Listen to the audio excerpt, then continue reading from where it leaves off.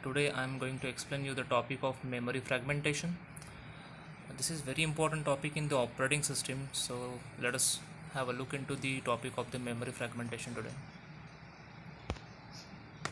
So basically this fragmentation it results from the different memory allocation techniques in the operating system. So basically it is like fixed partitioning and dynamic memory allocation in operating system, which results in the fragmentation. So we will discuss the two basic types, that is the internal fragmentation and external fragmentation in operating system. Okay, so we'll start with the internal fragmentation. So internal fragmentation it results when fixed partitioning technique is used. Now what basically fixed partitioning technique, we will see that here a part of the memory is allocated to the operating system and rest of the memory is allocated for the user space. And when a process is allocated more memory than required, then few space remain unused, and that results in internal fragmentation, and so it is called as internal fragmentation. So it arises when fixed partitioning technique is used. So here we can see one part of the memory in main memory OS is running and another part the user space is actually allocated. So here user space is divided into fixed size blocks. So that is what basically is fixed partitioning technique. User space is divided into fixed size blocks.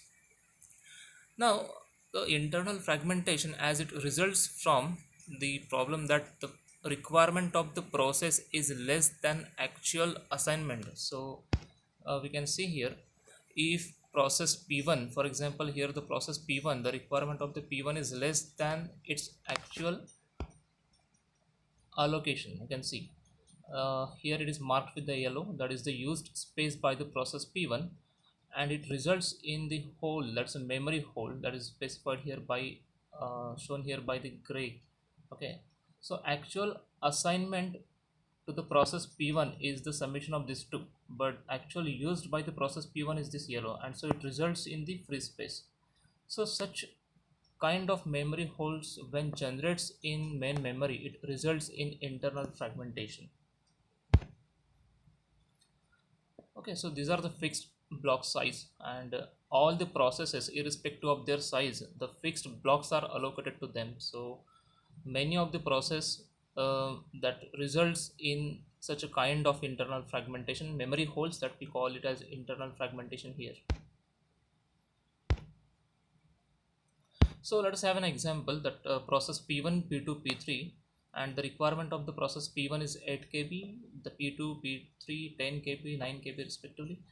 And as per the requirement of the process, as this is the fixed partitioning, so OS is running in one part of the memory, and we are assuming here that every block is of 10 KB.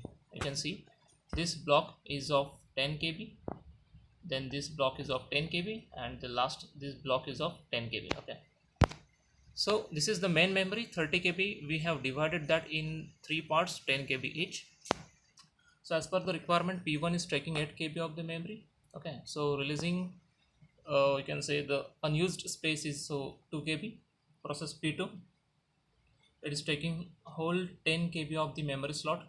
Then process P3, it is taking 9 KB of the memory slot, and so the blank space of 1 KB, it remain unused, right?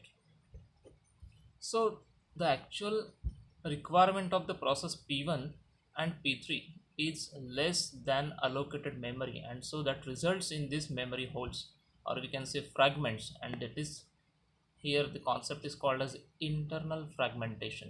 I hope this is clear to all of you. So the difference between memory assigned and actual memory utilized results in internal fragmentation. So that is one concept in memory fragmentation, right? So the next one is external fragmentation. So previously what we have seen, that results due to fixed size memory blocks. So to avoid that, here the memory blocks are not of fixed size, but they are dynamic in nature. So external fragmentation, it arises when dynamic partitioning technique is used. So we can say here, to avoid internal fragmentation, dynamic memory allocation is used, but it results in the external fragmentation. Now what is external fragmentation? That is what we are going to see here. So here memory is allocated dynamically as per the requirement of the process, right? After execution of a process, new process swapped in the main memory, replacing executed process.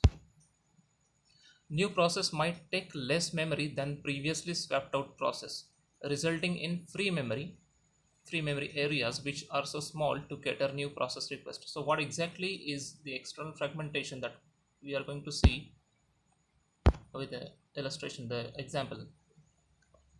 So here the list of the processes P1 through P6 and their requirement, like 8 KB, 10 KB and so on. So operating system, it is running in one part of the main memory. Okay, so we are taking the size of the main memory as 30 KB. Okay, so this is one instance. So the total available memory is 30 KB, out of which now P1, P2, P3 are actually running in the memory, taking the space of 8 KB, 10 KB, 9 KB respectively, and so the free space of main memory is now 3 KB. Okay, now at instance T, P1, P2, P3 occupied space as shown. So available space is of 3 KB. After execution of process P1 and P3, suppose P1 and P3 has done the job, and so both these processes swapped out of main memory. Now once the process P1, P3 has done the job, they will be swapped out of the main memory, and so the new process request can be catered. Process P4 and P5 occupied space but results in blank free memory spaces. You can see the memory holes. Now once, as highlighted here, the process P1 and P3, once done with the execution, you can see the new process P4, the requirement of the process P4 is 6 KB and requirement of the P5 is 6 KB. So as per the requirement, they can be allocated to the main memory. So the P4 is taking 6 KB. Okay, previously 8 KB was allocated to the P1.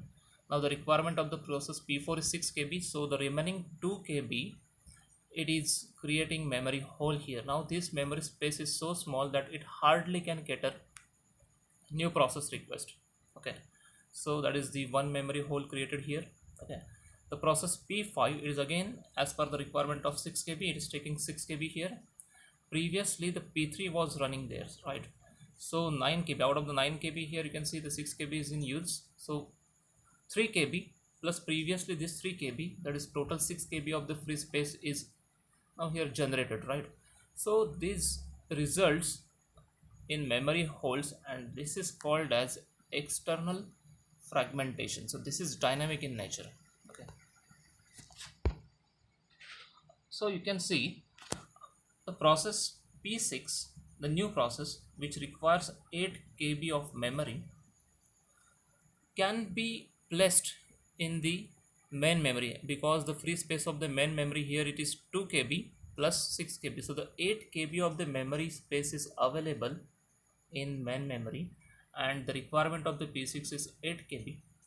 But as this memory is not contiguous, so we cannot process P6, or we cannot allocate memory to the process P6, and that is just due to the external fragmentation.